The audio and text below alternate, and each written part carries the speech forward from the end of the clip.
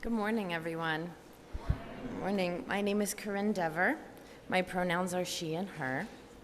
And thank you for allowing me to serve you today.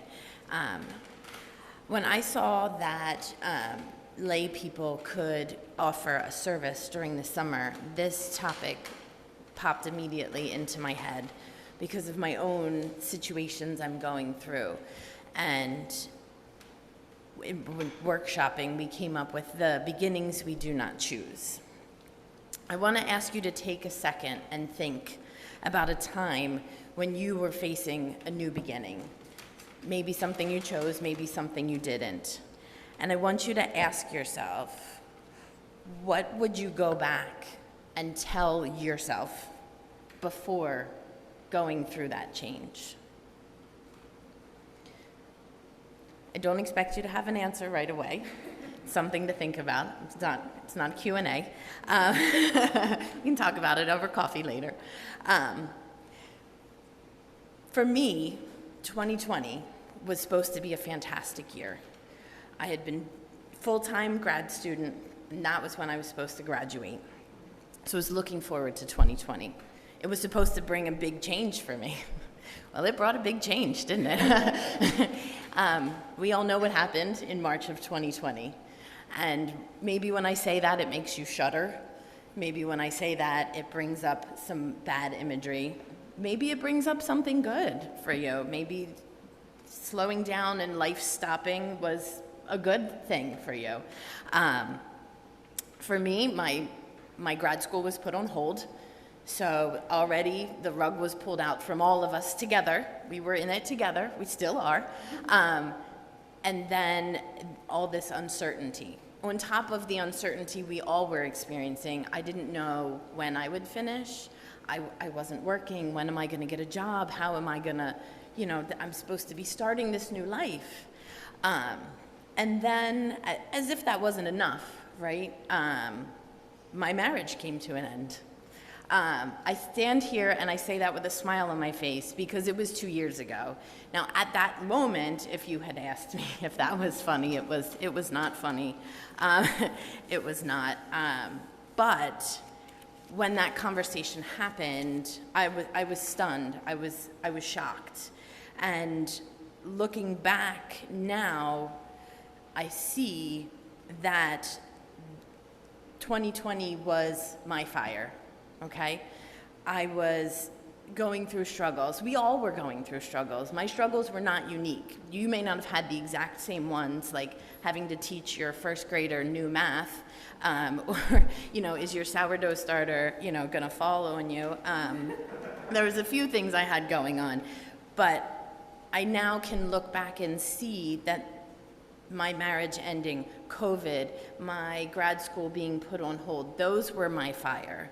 And I can stand here in front of you today and tell you that I got through that fire. I was burned down to ash. I felt everything was crumbling on top of me, but I couldn't just go into a ball and stay there as ash. I had to rise again. I have a family. I have a daughter. I have people who rely on me. So I had to get up and continue moving through life. And I know now that I did not do that alone. I couldn't have done it alone. I have friends, I have my daughter, I have family, I have community, especially this community, that could help me walk through my fire. They couldn't take away my struggles. They couldn't make it less uncomfortable. But what people could do for me is they could offer their experience, or just their ear, or their shoulder for me to cry on. Let's watch a movie. Let's go get some food. I wasn't alone, and I couldn't have done it alone. But that journey through the fire into the ash was my journey that I had to do alone. So I ask you to think about that question again. What would you tell yourself if you could go back to a time like this in your life? And for me, I would tell myself that this fire, it's good. It hurts, and it's not nice right now. but you are going to rise up again from that fire, and you're going to be new. I'm not going to tell you I'm stronger. I'm not going to tell you I'm better. I have scars, right? We all have scars. I have physical scars. I have emotional scars, but they're scars now. They're not wounds anymore. Those have healed over, and they're a reminder of where I came from and that I can heal from things that happen. And as we all know right now, if you turn on the news, there's a lot of things going on in the world that people aren't choosing. I'm worried about sending my daughter to school. I never had to learn how to hide under a desk, right? Well, maybe I did because of like nuclear fallout, but not because of an active shooter. Like, these things happen. There's wildfires, there's floods. People around the world right now are experiencing change that they didn't choose. We lost 2 members of our community this week and last week, and people are going through significant health issues, either yourself or someone you know. We didn't choose these, and we can get through them. It may feel terrible, it may feel like you are on fire and you are engulfed in flames, but sometimes we need that to be cleansing and to rise again and walk through. And just like the phoenix cycles through, I see now where, like I said, I am new. I am standing in front of you, a new Corinne. I can now use my experience to benefit other people. When people come to me and say, hey, I'm going through a divorce now, what did you do? I can sit down with them and I can tell them what I did. I can't walk them through their fire for them. They're gonna have to go through that fire themselves. But I can stand shoulder to shoulder with them, just as people stood shoulder to shoulder with me.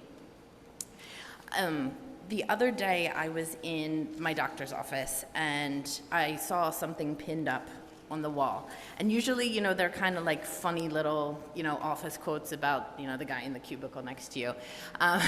But this one was quite long, and I took a picture of it and I read it, and I felt like it was really relevant to what we're talking about today. So I'd like to read that for you. I don't have it memorized, so I'm gonna have to look at the paper, I'm sorry. There wasn't anyone quoted, as I don't know who to attribute it to, but if I have learned anything from life, it's that sometimes the darkest times can bring us to the brightest places. I've learned that the most toxic people can teach us the most important lessons, that our most painful struggles can grant us the most necessary growth, and that the most heartbreaking losses of friendships and love can make room for the most wonderful people. I've learned that what seems like a curse in the moment can actually be a blessing, and that what seems like the end of the road is actually a discovery that we are meant to travel down a different path. I've learned that no matter how difficult things seem, there's always hope. And I've learned that no matter how powerless we feel or how horrible things seem, we can't give up. We have to keep going. Even when it's scary, even when all of our strength seems gone, we have to keep picking ourselves back up and moving forward, because whatever we're battling in the moment, it will pass, and we will make it through. We've made it this far. We can make it through what comes next. The thing that really strikes me about this reading is that the author started with I statements and then ended with we. And in my experience of going through this fire and being burned to ash, I couldn't have done it as an I. I was going through something, but we got me through that something. This community, I'm not here as often as I'd like to be, but this community especially is a place that's near and dear to my heart. I know I can come here in any condition. I've come here the happiest I've been, and I've come here broken. And I know that I feel love and hope when I'm in this room. And I know that it's going to be okay. So thank you.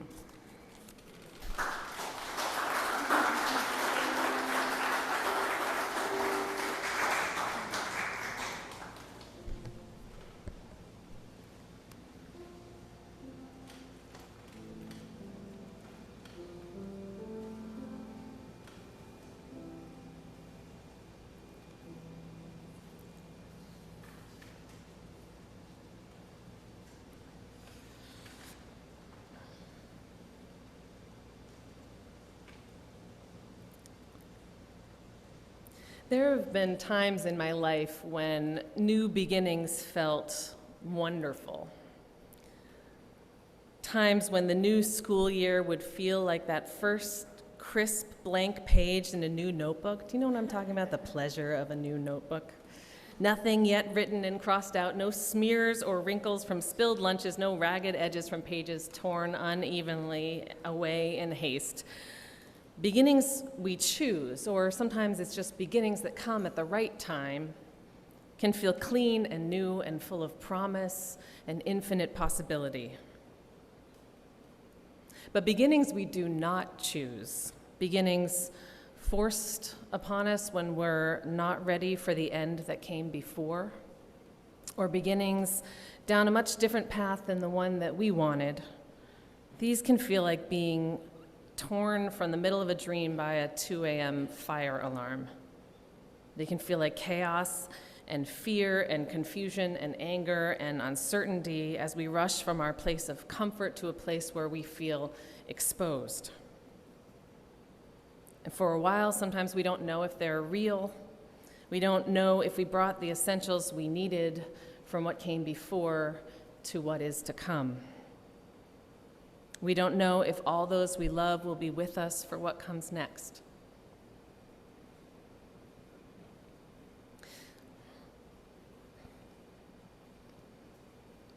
Sometimes we don't know how we'll cope if they're not with us. And while the image of a phoenix rising from the ashes has always been inspirational to me, after a failure, a loss, a trauma, or simply a turn of life that I didn't expect and never wanted, my life has always felt like a pile of ashes with no glorious rebirth in sight right at that moment. I like the idea of being a phoenix rising from the ashes, but there's been a lot of just like ashes moments for me. Does that resonate for anybody else? Anyone have some ashes moments? Some of us are in ashes moments right now. I know. Sometimes even as I've been trudging down whatever that new path is, it's taken years to feel like I'm much more than just a container for the ashes of my previous life. Honestly, I felt this way when I began to pursue the path to ministry. That was a beginning that felt like it chose me more than me choosing it.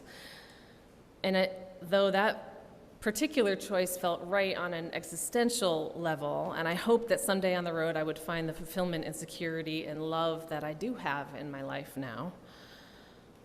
But those first years of seminary, what felt strongest for me was the depth of grief and loneliness that came from the death of my father and the end of my first marriage, and all of the friends and stability that I had to repeatedly leave behind in the 7 moves that I had to undertake in 5 years as seminary began. That was an ashes time in my life. And this week, as I was thinking about that story of the phoenix and thinking about Corinne's story that she just shared with you in our reading this morning in my own life, I began to try to focus on those ashes themselves, those ashes moments, not so much the phoenix, but the ashes. Few of us heat our homes with wood-burning fireplaces or stoves anymore, so ashes are pretty distant from most of our daily lives, like physical ashes. But when I've tended a fire in like a fire pit or a fireplace, I usually think of the ashes left behind as waste. They're sooty, dirty remnants left behind after the thing that I really wanted, which was the fire, has died. And it's hard to corral ashes and dispose of them without getting smudges all over everything you're wearing and your hands, and usually some sort of smear on your face. Right now, I live so far from the land that I often forget the gifts of those ashes. But in earlier times and in other places around the world, the ashes from hearth fires were used to make soap.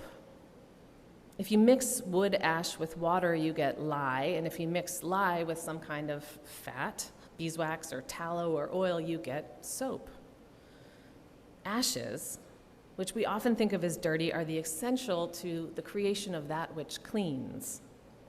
Ashes are part of what cleans our wounds and prepares us for healing. Ashes are part of what clean our most important tools and prepare them for use, for whatever comes next in our lives. Ash, or maybe precisely charcoal, is one of the most effective ways of filtering water, filtering air, capturing impurities with the massive surface area of a small amount of charcoal. So ash, which we often think of waste as a waste, plays an important role in preparing the two most important substances in our life, air that we breathe and the water that we drink, to be safe and pleasant for us. And ashes play an important role in the third most important substance for life as well, in our food. Adding ashes to acidic garden soil can correct a pH imbalance. Any good gardeners, is that true? I've never actually done it, but I have known. Thank you, Dolly. I hear that it's true. It's also powerful when you add it to compost. It boosts the potassium level in your compost, which all of these things eventually help your plants strengthen their root system and better resist drought and disease. When we are facing beginnings we do not choose, it can feel like there's nothing in sight but the ashes of what has ended. And so, my friends, even if it seems like there's no rising phoenix for you today in sight, we can always turn our attention to the gifts of the ashes. The ashes nourish the ground, preparing the way for the flourishing of whatever seeds lie in wait under the surface. The ashes filter the air and the water when it is polluted, giving us clean oxygen to breathe when our chests feel constricted, fresh water to drink when we are thirsty. And when we need to clean our bodies and our belongings, our wounds and our tools to prepare us for what is to come, the ashes are the hidden ingredient in turning what is greasy into soap, turning what smears into that which clears. So whether we are in the midst of a beginning we have not chosen, or whether we are still feeling the imprint of one of those kinds of painful beginnings on our present life, I want to say that the story that we tell ourselves about that beginning matters. What we tell ourselves about that beginning really matters. If we tell ourselves that that new beginning imprisons us or makes us feel like a rudderless ship being tossed about on the waves, it's much harder to connect with our own resilience inside us that we need to regain a sense of power over our lives and our choices. But if we tell ourselves that we are living through a phoenix time, even if all we can see at the moment are those ashes, if all we can smell is the smoke of what came before, we can still use the gifts of those ashes to nourish our souls and prepare us for the rising phoenix that we can trust will come again.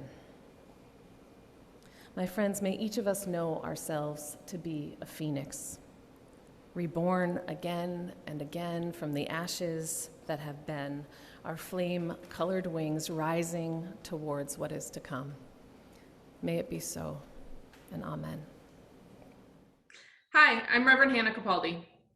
And I'm Reverend Abbey Tennis. We are the ministers at the First Unitarian Church of Philadelphia, where our mission is to awaken love and justice in our lives and in the world. We're so grateful that you watched, and we hope that the sermon connected with your soul. We also want to invite you to join us for a live worship service every Sunday at 11 a.m. Eastern Time. You can always find the link to that service on our website at www.philauu.org. In these services, you'll hear words like you've just heard, and you also get a chance to greet one another, pray together, sing together, and we even hold a virtual coffee hour after services to get a chance to greet some new and old friends. If you want to support the mission of this community and you feel moved to give, you can do so by going to the website that Reverend Abbey just mentioned. You can find that link below, or you can text 215-709-5095 and follow the prompts to give. If someone in your life needs to hear these words today, we encourage you to share this video. And again, thank you so much for watching. We hope to see you soon.